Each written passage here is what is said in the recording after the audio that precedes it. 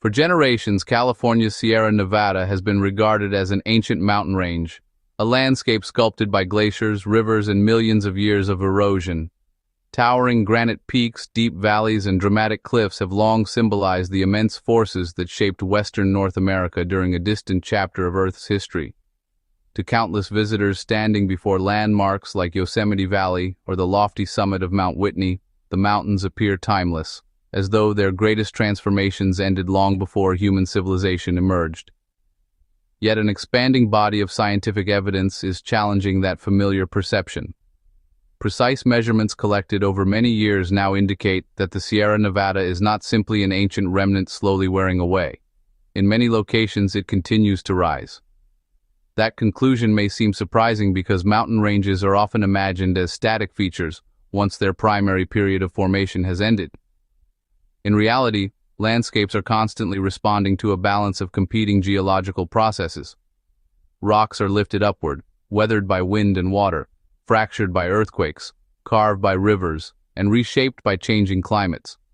Mountains survive only because uplift and erosion remain locked in an ongoing contest. When uplift exceeds erosion, elevations increase. When erosion dominates, mountains gradually lose height.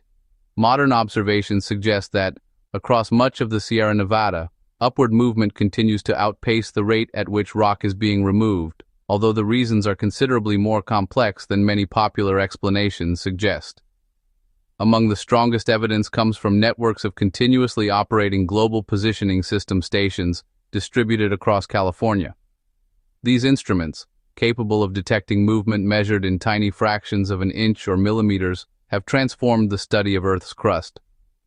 Instead of relying solely on ancient rock formations or landforms preserved over millions of years, geologists can now observe the planet moving in almost real time. Every day, satellites track the exact position of receivers anchored securely to bedrock, allowing researchers to detect vertical and horizontal motions that would have been impossible to measure only a few decades ago. A landmark study led by researchers including William Hammond, published in the Journal of Geophysical Research, Solid Earth, analyzed years of continuous global positioning system observations spanning much of California. Their findings revealed that broad sections of the Sierra Nevada are rising today. In some locations, vertical motion approaches roughly 2 millimeters each year, equivalent to approximately 0.08 of an inch annually. That amount may appear insignificant over the course of a single year, yet geological time transforms tiny increments into remarkable changes. Sustained over thousands or millions of years, even movement measured in millimeters gradually reshapes entire mountain ranges. The researchers also reached another striking conclusion. They described the Sierra Nevada as the largest and most extensive region of measurable uplift across the western United States. Rather than occurring only in isolated peaks or individual fault zones, the upward movement extends across a vast portion of the range, suggesting that large-scale geological processes remain active beneath one of North America's most iconic landscapes. Those measurements immediately attracted public attention, and with that attention came widespread misunderstanding. Headlines and online discussions frequently portrayed the findings as evidence that earthquakes along California's famous San Andreas Fault are steadily pushing the mountains higher. That explanation is appealing because the San Andreas Fault is already well known, but it does not accurately reflect the science. Researchers emphasize that the observed uplift results from several interacting mechanisms, many of which have little direct connection to movement along the San Andreas Fault itself. One of the most important discoveries made during the Global Positioning System study emerged during California's severe drought. As groundwater extraction increased across large agricultural regions, scientists noticed that portions of the Sierra Nevada experienced measurable acceleration in upward movement. At first glance, that observation seemed to imply that tectonic forces had somehow intensified. Closer analysis revealed a very different explanation. Water possesses considerable weight. Massive quantities stored underground within aquifers, accumulated as seasonal snowpack, or held inside reservoirs, all exert pressure on Earth's crust. When prolonged drought reduces those water reserves, or when groundwater pumping removes enormous volumes from beneath the surface, the total weight pressing downward decreases. The crust responds elastically, slowly rebounding upward as the burden is reduced. An everyday comparison helps illustrate the process. Imagine a heavily loaded wooden dock floating on calm water. As cargo is unloaded, the dock rises slightly because less weight presses downward. Earth's crust behaves in a somewhat similar manner, although the materials involved are solid rock responding over much longer periods. Remove enough mass from above or below, and the crust flexes upward. This temporary rebound became an essential part of interpreting the global positioning system observations. Scientists concluded that part of the measured uplift reflected changes in water storage rather than permanent mountain building. During years of intense groundwater withdrawal and reduced snowpack, the crust naturally rebounded because it carried less weight. As wetter conditions eventually return, some of that movement can diminish. Distinguishing between temporary elastic rebound and genuine tectonic uplift became one of the central challenges facing researchers. Without making that distinction, observers might incorrectly conclude that every millimeter of measured upward motion represents permanent growth of the mountain range. The evidence instead shows that two separate processes occur simultaneously. One reflects relatively short-term changes associated with water loading, while the other represents geological forces operating over millions of years. Those longer-term forces become evident when scientists examine features that satellites alone cannot explain. Rivers cutting deeply into bedrock, tilted landscapes, elevated lava flows, and active fault systems all preserve records extending far beyond modern instrumental observations. Together, they reveal that significant uplift has continued throughout much of the late Cenozoic era, long after the Sierra Nevada's original formation. Research conducted by geologists including Wakabayashi and Sawyer examined the evolution of river systems across the Sierra Nevada. Rivers act like natural measuring devices because they continuously adjust their courses as landscapes change. When land rises, rivers respond by carving downward, producing progressively deeper valleys. Over millions of years, those channels preserve evidence of the amount and timing of uplift. Their analysis found that many streams have incised approximately 1 kilometer, or about 3,300 feet, since roughly 5 million years ago. Such extensive incision indicates that uplift substantially increased relief across the range during relatively recent geological time. The researchers also documented continued westward tilting of the mountain block together with ongoing fault activity along the dramatic eastern escarpment, supporting the conclusion that today's High Sierra owes much of its present elevation to uplift occurring well after the mountain range initially formed. This realization fundamentally changes the way scientists interpret the Sierra Nevada. Rather than viewing it solely as an ancient relic slowly crumbling beneath relentless erosion, researchers increasingly recognize it as a dynamic landscape that continues responding to deep geological forces. Ancient granite may dominate its peaks, but the processes controlling elevation remain active. Additional studies reinforce that conclusion from different perspectives. Researchers investigating the southern Sierra Nevada found especially compelling evidence that tectonic activity remains concentrated there. Analyses of river profiles, mountain front geometry, and fault structures suggest that uplift has been particularly pronounced near the Kern River Gorge Fault. Compared with northern sections of the range, the southern Sierra appears to have experienced stronger and more recent vertical movement, adding another layer of complexity to the mountain system. These independent lines of evidence, from satellite observations, river incision, active faulting, and landscape evolution, all converge on the same remarkable conclusion. California's Sierra Nevada has not reached the end of its geological development. Instead, it continues evolving, responding to forces originating both deep within Earth's interior and at the surface where water, climate, and erosion constantly reshape the balance between uplift and destruction.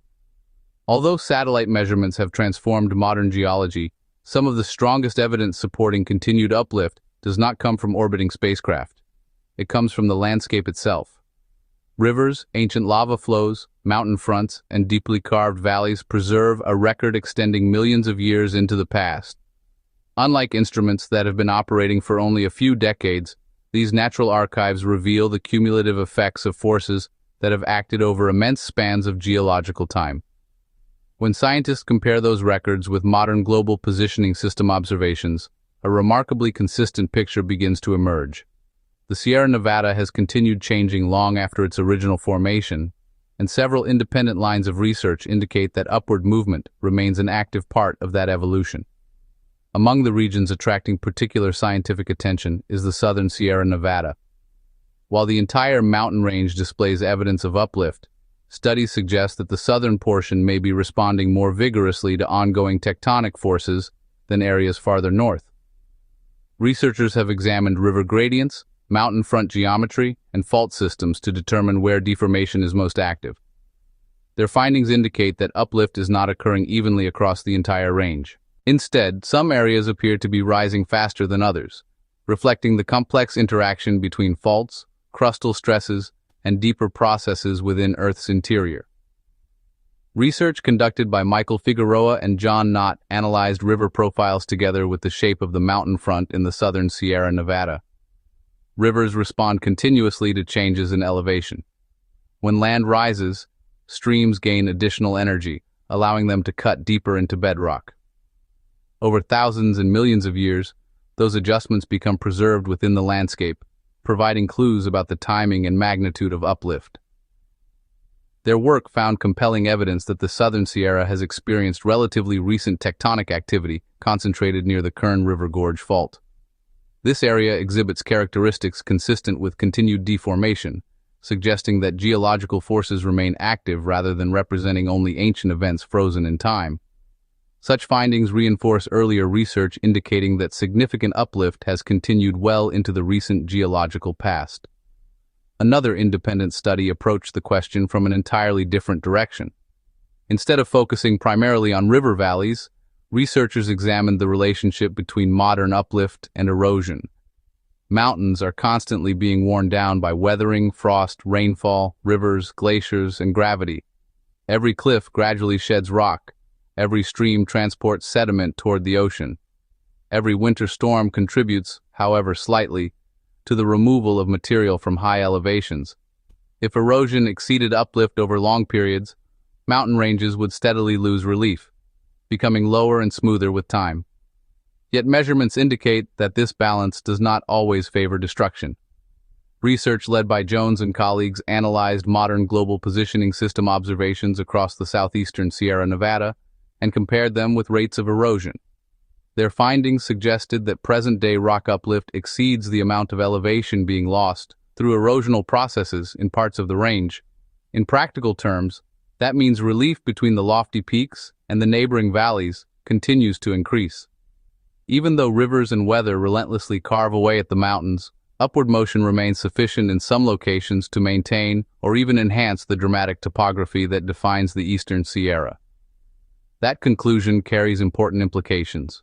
It demonstrates that the Sierra Nevada cannot simply be viewed as an ancient mountain chain slowly disappearing beneath erosion. Instead, the landscape remains dynamic, with constructive and destructive forces operating simultaneously. The scenery admired by millions of visitors each year represents only a temporary snapshot within an ongoing geological process. One of the most fascinating pieces of evidence supporting continued uplift originates from rocks that were once molten lava. Volcanic eruptions produce lava flows that naturally move downhill under the influence of gravity. Once cooled and solidified, those volcanic rocks preserve the shape and direction of the landscape that existed when they formed. If the surrounding terrain later tilts or rises, scientists can compare the preserved volcanic surface with the modern landscape to determine how much deformation occurred after the eruption. This approach has proven especially valuable in the Sierra Nevada.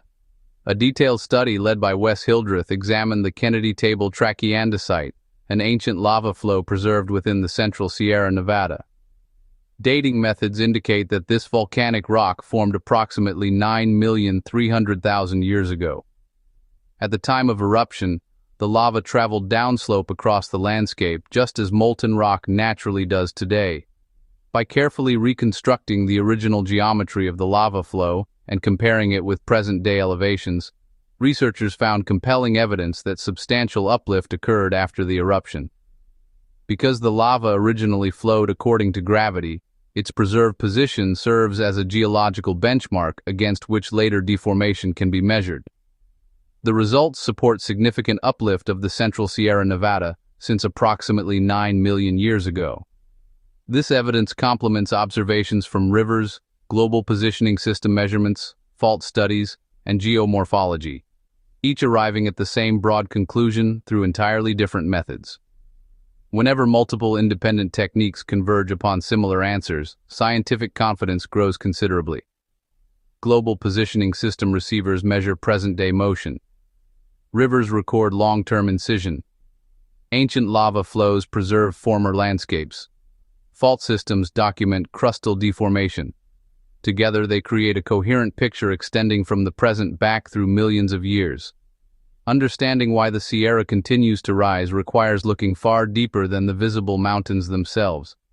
Much of the activity responsible for modern uplift originates within Earth's crust and upper mantle, hidden many miles beneath the surface.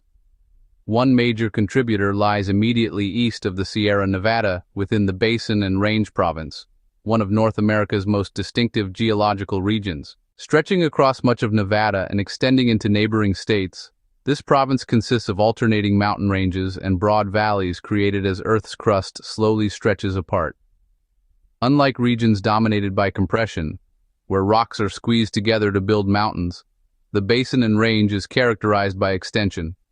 The crust gradually pulls apart, becoming thinner over time. As this stretching occurs, large blocks of crust break along normal faults. Normal faults develop when one block drops downward relative to another. Instead of both sides moving horizontally past one another, as occurs along strike-slip faults, gravity causes one section to sink, while the adjacent block remains elevated or rises relative to the descending side. The eastern margin of the Sierra Nevada forms one of the most spectacular examples of this process. Owens Valley, situated immediately east of the mountain range, occupies a deep structural basin created through normal faulting. As sections of crust beneath the valley gradually subside, the adjacent Sierra block stands higher, producing the dramatic eastern escarpment that rises abruptly above the valley floor. Travelers driving through Owens Valley witness one of North America's most striking elevation changes. Within a relatively short horizontal distance, the landscape climbs from arid desert basin to snow-covered alpine summits. Mount Whitney, the highest peak in the contiguous United States, towers approximately 14,505 feet, or 4,421 meters, above sea level, while the valley below lies only a fraction of that elevation. Much of this impressive relief reflects the cumulative effects of fault block uplift operating over millions of years. Importantly, this mechanism differs fundamentally from movement along California's famous San Andreas Fault. Public discussions frequently associate every major geological feature in California with the San Andreas system because it generates many of the state's earthquakes. Yet the San Andreas Fault primarily accommodates horizontal motion between the Pacific Plate and the North American Plate. It is classified as a strike-slip fault, meaning the two sides largely slide past one another rather than producing substantial vertical uplift. Although complex interactions exist among California's numerous fault systems, scientists do not attribute the Sierra Nevada's continuing rise primarily to direct upward motion along the San Andreas Fault. Instead, normal faulting associated with basin and range extension plays a much more significant role in shaping the mountain range's eastern margin. This distinction is essential because oversimplified explanations often overlook the diversity of geological mechanisms operating simultaneously across California. Different faults behave differently depending on the regional stresses acting upon them. Some produce horizontal displacement. Others create vertical motion. Still others accommodate combinations of both. Even basin and range extension, however, does not fully explain the observed uplift across the entire Sierra Nevada. Many geophysicists believe another powerful process is occurring much deeper within Earth's interior. Far below the visible mountains lies the lithosphere, the rigid outer shell consisting of Earth's crust and the uppermost mantle. Beneath it resides hotter, softer mantle material capable of flowing slowly over geological time. One leading hypothesis proposes that dense portions of the lower lithosphere beneath parts of the Sierra Nevada gradually became unstable because of their relatively high density. Eventually, these heavier materials detached from the overlying crust and began sinking into the deeper mantle. Geologists refer to this process as lithospheric foundering, while many studies also use the closely related term delamination. The concept resembles removing a heavy anchor attached beneath a floating platform. Once the dense material separates and sinks away, the remaining crust becomes more buoyant because it is no longer weighed down by the denser root below. Hotter, lighter mantle material then rises to occupy the space left behind, increasing buoyancy even further. If this interpretation is correct, part of the Sierra Nevada's uplift reflects profound changes occurring tens of miles beneath the surface rather than deformation restricted to shallow faults alone. Geophysical imaging, seismic studies, and mantle modeling continue examining this hypothesis, and researchers remain actively engaged in refining exactly where and when lithospheric foundering occurred. Although important questions remain, many scientists regard mantle buoyancy as a significant contributor to the range's long-term evolution. These deep processes remind us that mountain building is rarely controlled by a single mechanism. Instead, landscapes evolve through the combined influence of tectonic forces, crustal deformation, mantle dynamics, erosion, and surface loading, each operating over different timescales yet influencing one another in remarkably intricate ways.